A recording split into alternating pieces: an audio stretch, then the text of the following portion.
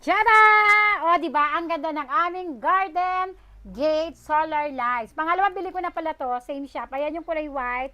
Ito yung kulay yellow na gustong gusto ko. Tingnan nyo. Etong kulay yellow, alam mo, napakagaan niya sa pakiramdam. Napakaaliwalas niya. Ang ganda nito kapag nilagay natin sa gate natin, sa mga garden natin.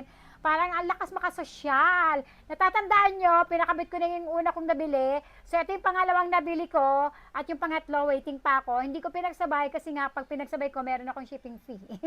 Eh, kapag isa-isa yung bili ko, nakalibre tayo sa shipping fee. So, ito yung pangalawa. So, ayan yung kulay yellow. Ito yung kulay red.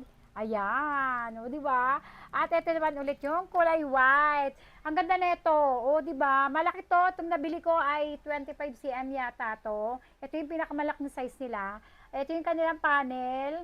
Siyempre, yung kanyang energy ngayon ay ano pa yan, factory energy, hindi pa natin na-charge sa araw yan. Kasi nga, ipapalagay ko ulit ito since nailagay ning isa, ipapalagay ko to doon sa kabilang ano namin, poste ng ano, yung service na daanan ng tao. Ang ganda, no? Bumili kayo, ang ganda nito.